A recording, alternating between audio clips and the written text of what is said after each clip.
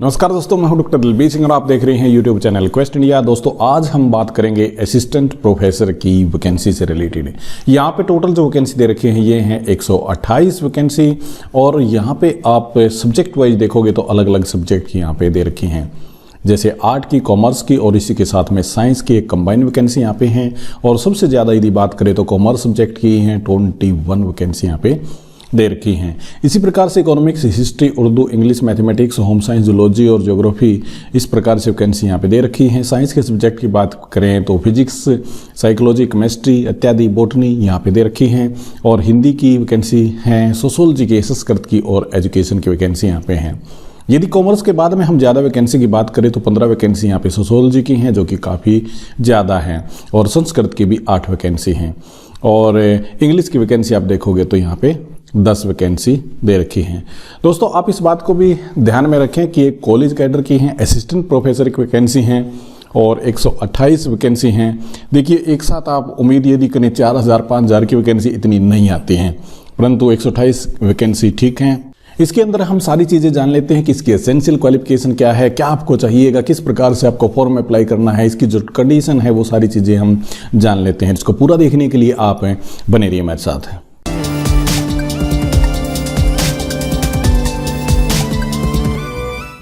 एक बार फिर से आपका स्वागत है। सबसे पहले आपके मन में ये होगा कि ये वैकेंसी कहाँ पे हैं।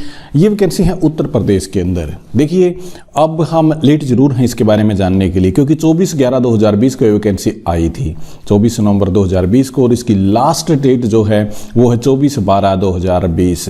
परंतु अभी भी मैं 19 तारीख को यहाँ पे रिकॉर्ड कर रहा हूँ, 5-6 दिन बचे हुए हैं। आप ऑनलाइन एप्लीकेशन डाल सकते हैं आसानी से। यदि आप खुद बैंक में जाके और फीस जमा करवाना चाहेंगे तो 21 तारीख लास्ट डेट है, परंतु यदि ऑनलाइन आप डेबिट कार्ड से या ऑनलाइन किसी प्रकार से UPI से पेमेंट करना चाहते हैं तब आपके लिए बिल्कुल आसान है और 24 तारीख तक आप ये एप्लीकेशन डाल सकते हैं। इसके बाद में दोस्तों देखते हैं कि जो हमारे लिए रिक्वायरमेंट है यानी कि कंडीशन है, ये अलग अलग कई सारी वैकेंसी हैं। इसके अंदर आपको पजल होने की ज़रूरत नहीं है। इस एडवर्टीजमेंट के अंदर आपको यहाँ पे एक लाइन लगा रखी है और इस लाइन के बाद में इस हिस्से में आपको आना है। ये वाली लाइन की मैं बात कर रहा हूँ, ये लाइन लगा रखी है और department of higher education UP का जो ये पोर्शन है ये आपको देखना है। ये सिलेक्शन है, डायरेक्ट रिक्रूटमेंट है, पोस्ट असिस्टेंट प्रोफेसर की गवर्नमेंट डिग्री कॉलेज में। और जनरल इंस्ट्रक्शन इस प्रकार हैं, गजटेड ये पोस्ट हैं। यहाँ पे आप देखोगे तो temporary but likely to be permanent, सभी पोस्ट में ऐसा ही लिखा जाता है, आप इसको टेम्परेरी पोस्ट बिल्कुल भी ना समझे, ये आप ध्यान में रखें। और परमानेंट पोस्ट ये हैं। यहाँ पे आपका पे बैंड बता रखा है, 6000 आपका बेसिक लेवल है, एज आपकी 21 से 40 वर्ष यहाँ पे बता रखी है।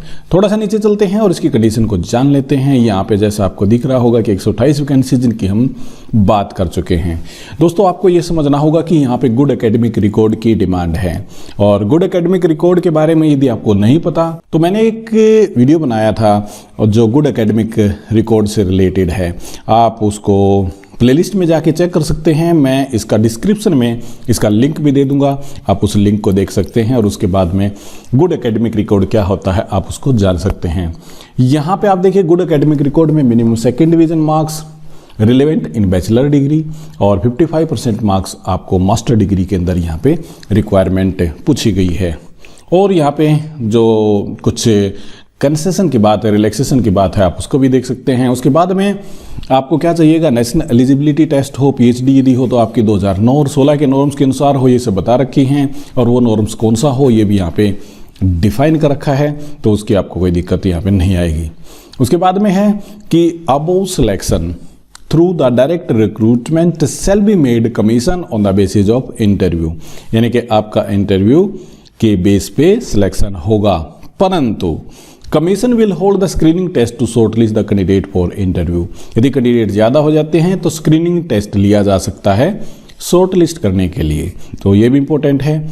और मैं आपको ये भी समझाना चाहता हूँ कि जिस प्रकार से वैकेंसी है, जिस प्रकार से UP स्टेट है, वहाँ पे आपको क्या लगता है कि नंबर ऑफ कैंडिडेट्स कम होंगे नंबर ऑफ कैंडिडेट्स बहुत ज़्यादा होंगे, ये तो निश्चित सी बात है। इसलिए यहाँ पे स्क्रीनिंग टेस्ट होगा, एंट्रेंस टेस्ट आपका होगा 100%। इस बात को आप जरूर समझ लें।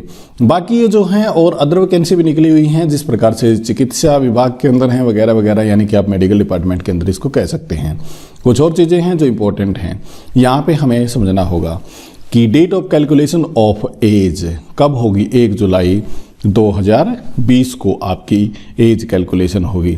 उसके बाद में यहाँ पे आप समझो तो 7 नंबर पॉइंट है, और वो क्या है, in case large number of application, जिसकी मैं बात कर रहा था, यानी कि यदि एप्लीकेशन ज़्यादा हो जाती हैं तो वहाँ पे कमीशन में hold screening test, commission screening test लेगा, और which will be communicated due to course of time. Under this condition holding screening test objective type test आपका होगा, यानी कि ऑब्जेक्टिव टाइप टेस्ट आपका होगा असिस्टेंट प्रोफेसर की वैकेंसी के लिए। और समझें कि 4 अल्टरनेट होंगे, आंसर आपको एक देना होगा। यदि आप रॉन्ग आंसर देते हैं तो नेगेटिव मार्किंग है 1/3, ज़्यादातर क्या होती है 25%, यानी कि 1/4। यहाँ पे है 33%, यानी कि 3 क्वेश्चन गलत तो 1 नंबर आपका कट हो जाएगा। उसके बाद में है कि candidates give more than 1 answer, यदि आप एक से ज़्यादा आंसर देते हैं तब भी ये रॉन्ग में काउंट होगा, यानी कि तब भी आपके मार्क्स कटेंगे। यदि आप खाली छोड़ देते हैं तब कोई दिक्कत नहीं है, तब नो पेनल्टी। यहाँ पे लिख रखा कि no penalty will put them, जहाँ पे किसी भी प्रकार से आपने आंसर खाली छोड़ दिया। उसके बाद में ओरिजिनल डॉक्यूमेंट्स की जरूरत पड़ेगी जब आपका इंटरव्यू होगा। पासपोर्ट साइज फोटोग्राफ आपका अटेस्टेड होना चाहिए लास्ट डिपार्टमेंट के द्वारा जहाँ से आपने एजुकेशन ली थी।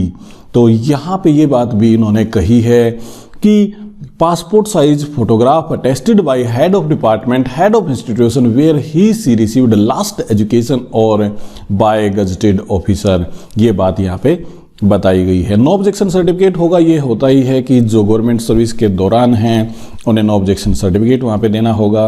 उसके बाद में 12 नंबर पॉइंट्स पे यदि आप आएंगे, candidate must take a print out of application duly filled in, keep it safe and secure.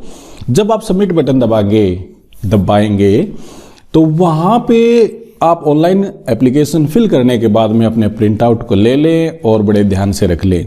यदि किसी भी प्रकार की डिस्क्रिपेंसी होती है तो उस समय पे आपको इसकी ज़रूरत पड़ेगी और वो प्रिंट आउट आपको कमीशन को दिखाना पड़ेगा, तभी आपका ये काम चलेगा। तो ये बात यहाँ पे बताई गई है, तो प्रिंट आउट आपको बड़े ध्यान से रखना है। आपका प्रूफ है जो एज का, वो आपके सेकेंडरी जिसको 10वीं कहते हैं या फिर सीनियर सेकेंडरी जिसमें भी आपकी डेट ऑफ बर्थ मेंशन की गई हो, वहाँ आपका सर्टिफिकेट की आपकी डेट ऑफ बर्थ मान्य होगी। उसके बाद में दोस्तों ये कुछ इंस्ट्रक्शंस वगैरह दे रखी हैं, आप इनको भी ध्यान से देख सकते हैं। यहाँ पे आप एक फोटोग्राफ का सैंपल साइज देख सकते हैं। ये सैंपल साइज किस प्रकार है कि विड्थ आपकी 3.5 सेंटीमीटर होनी चाहिए, हाइट आपकी 4.5 सेंटीमीटर होनी चाहिए। इस प्रकार से आपका फोटोग्राफ होना चाहिए। ये सिग्नेचर का नीचे पोर्शन दे रखा है, इसी पोर्शन के अनुसार, इसी डिजाइन के अनुसार आपके सिग्नेचर और आपका फोटोग्राफ होना चाहिए।